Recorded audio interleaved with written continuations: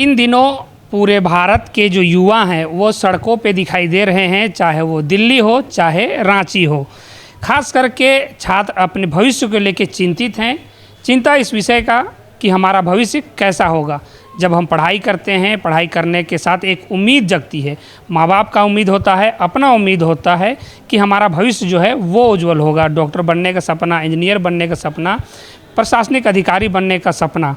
लेकिन जब एग्ज़ाम देते हैं, पेपर लीक हो जाता है तो एक निराशा हाथ लगती है। विश्वास जो हम जिस उम्मीद से तैयारी करते हैं, जिस उम्मीद से पढ़ते हैं, वो कहीं ना कहीं टूट जाता है और ख़ासकर परिवारजनों का भी उम्मीद टूटता है। हमारे साथ इसी विषय में बातचीत करने के लिए सामाजिक कार्यकर्ता, लेखक ग्रैंडसन डुंगडुंग जी हैं।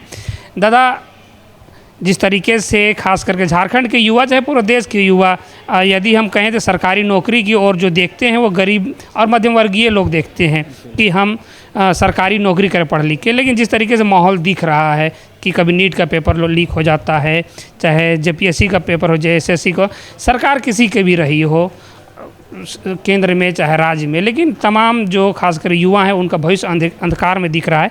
आप तमाम चीज़ों को देखते हैं, इन सब विषयों को बारीकी से देखते हैं। आप इसमें अपना क्या कहेंगे जिस तरीके से माहौल है पूरे देश में?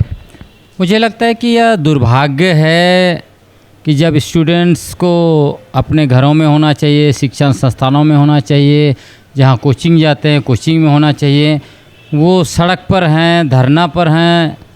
तो ये जो स्थिति पैदा कर दी गई है, तो जो जिम्मेवार व्यक्ति है उनके ऊपर कानूनी कार्रवाई होनी चाहिए। और जहाँ तक झारखंड का सवाल है, मुझे लगता है कि शिक्षा विभाग को दुरुस्त करने की ज़रूरत है। वर्तमान समय में मुझे लगता है कि कोई कॉम्पिटेंट व्यक्ति को शिक्षा विभाग का मंत्री बनाना चाहिए। और उसके साथ साथ जेपीएससी में जिस तरह से शुरू से लेकर अब तक बार बार घोटाला और हमेशा सवाल खड़ा होता रहा है, मैं भी खुद देखा हूँ कि जेपीएससी जो क्वेश्चन पेपर जारी करती है उस सब में देखिए इतनी गलतियाँ रहती हैं। आखिर कौन इस तरह का बना रहा है भाई? क्या कॉम्पिटेंट लोग जेपीएससी में नहीं है क्या?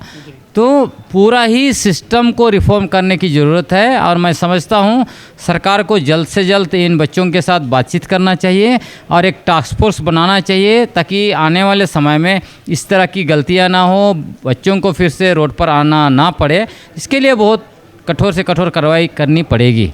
हालांकि झारखंड सरकार ने इसमें कदम उठाते हुए सीआईडी जांच करवा रही है, कुछ लोगों की गिरफ्तारी हुई है, लेकिन बच्चों का साफ तौर पे कल हम बातचीत कर रहे थे, उनका साफ तौर पे कहना था कि सीआईडी जांच से कुछ नहीं होगा। जैसे आप भी बोल रहे हैं पूरा रिफॉर्म की आवश्यकता है, तो क्या पूरी तरीके से जेपीएससी चाहे जो भी संस्थाएँ हैं जो प्रतियोगी परीक्षाएँ कराती है, उनका रिफॉर्म कैसे होगा? देखिए, हमने देखा है कि जो सीआईडी जाँच वगैरह अमूमन होते हैं, यह सब सिर्फ जो है कि एक तरह से आँख में धूल झोंकने का काम होता है। मेरा स्पष्ट मानना है कि आपके पास पढ़े लिखे बहुत डिग्रीधारी कॉम्पिटेंट लोग हैं, नेता लोग हैं, उनको विभाग दीजिए। वहाँ पे ये लोग क्या करते हैं, गड़बड़ी क्या होती है कि जेपीएससी वगैरह जो कमेटी होता है, ये कमीशन है, इसमें लोग अपने अपने लोगों को एडजस्ट करने के लिए वहाँ पर डालते हैं। यहाँ पे गड़बड़ी होती है। इसका मतलब है जो व्यक्ति कॉम्पिटेंट नहीं है उसको भी आपने पॉलिटिकल प्रेशर में उस कमेटी में रख दिया है, यहीं पे गलती होती है। और झारखंड देखिए, इतना लंबा संघर्ष का इतिहास है, उसके बाद झारखंड बना है। झारखंड आंदोलनकारी अपने आप में एक से एक कॉम्पिटेंट लोग हैं। तो ऐसे बड़े बड़े कमेटी जो बनती हैं, ऐसे लोगों को डालना चाहिए, सही लोगों को डालना चाहिए, ताकि वो सही से दिशा दे सकते हैं, सही से एग्ज़ाम कंडक्ट कर सकते हैं, सही से जो है कि क्वेश्चन पेपर बन सकता है। और उसके बावजूद इस तरह का कोई लीक करता है, उस पर कार्रवाई कर सकते हैं वो लोग। और मुझे लगता है कि सरकार को तत्काल जो है कि टास्क फोर्स बनाना चाहिए।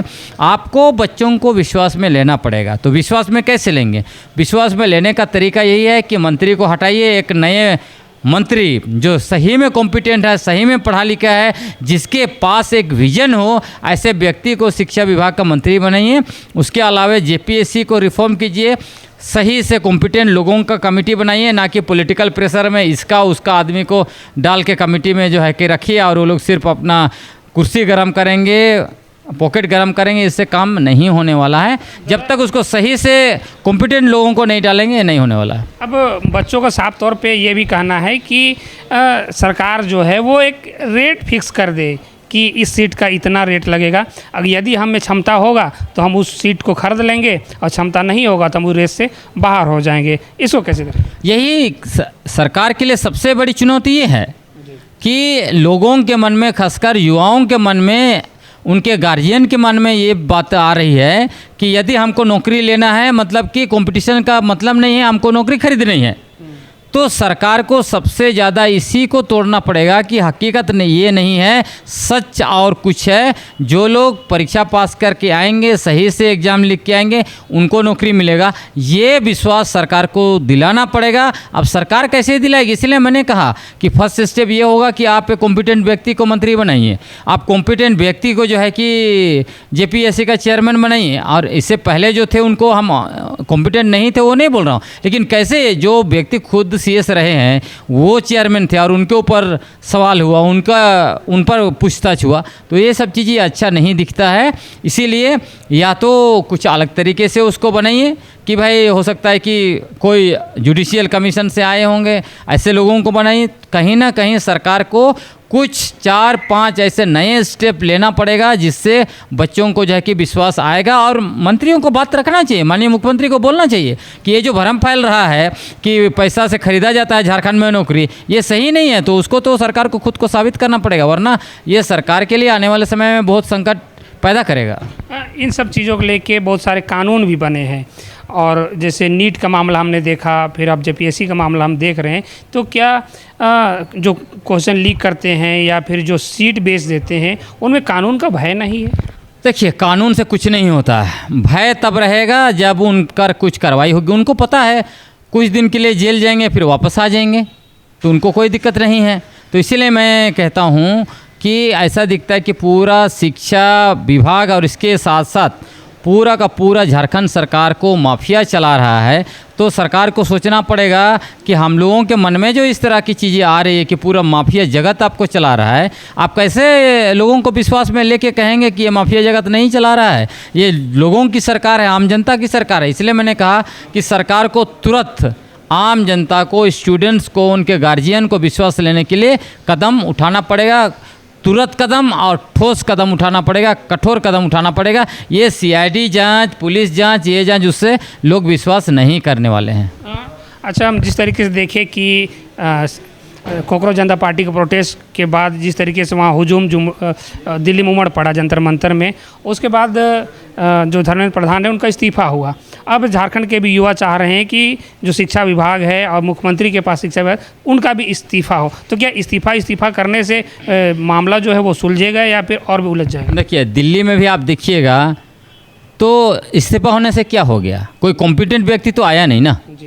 धर्मेंद्र प्रधान आरएसएस से थे, आरएसएस ने उनको हटा के दूसरा आरएसएस का आदमी को बना दिया। क्या कोई कॉम्पिटेंट व्यक्ति केंद्र में मंत्री बना? क्या नहीं बना ना। तो इसीलिए कोई कॉम्पिटेंट, मैं कह रहा हूँ कि चूँकि माननीय मुख्यमंत्री के पास तो बहुत काम है ना, अकेले सारे विभाग को संभाल नहीं सकते हैं।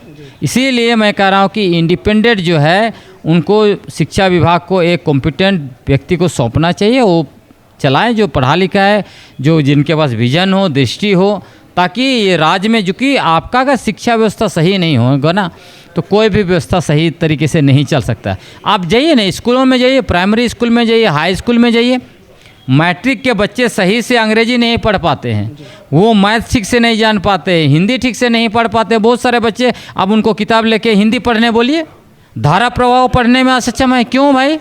झारखंड का 25 साल हो गए, उसके बाद भी ये स्थिति क्यों है? क्यों शिक्षा विभाग नहीं सुधर रहा है? सबसे ज़्यादा दुरुस्त करने का जगह शिक्षा विभाग, लेकिन उसको दुरुस्ती नहीं किया जा रहा है। सीधा मैट्रिक के बाद उनको कहा जाता है इंटर में जो है कि, और +2 में, 12 में आप जो है कि अंग्रेजी पढ़िए। ऐसे थोड़ी चल सकता है। इसलिए मैंने कहा कि शिक्षा विभाग को दुरुस्त करने की ज़रूरत है। उसके लिए एक विजन जिसके पास है, ऐसे व्यक्ति को जो है कि विभाग को सौंपना पड़ेगा, तभी जाके होगा। वैसे युवाओं को क्या कहेंगे जो इन सब चीज़ों को देख के अपना होप खो बैठे हैं, और वैसे माता पिता जो इस उम्मीद में रहते हैं कि मेरा बच्चा जो नौकरी करेगा वो भी अपना कहीं ना कहीं होप खो रहे हैं, उनके लिए क्या कहेंगे? मुझे लगता है कि उम्मीद नहीं खोना चाहिए, उम्मीद में ही सब कुछ है।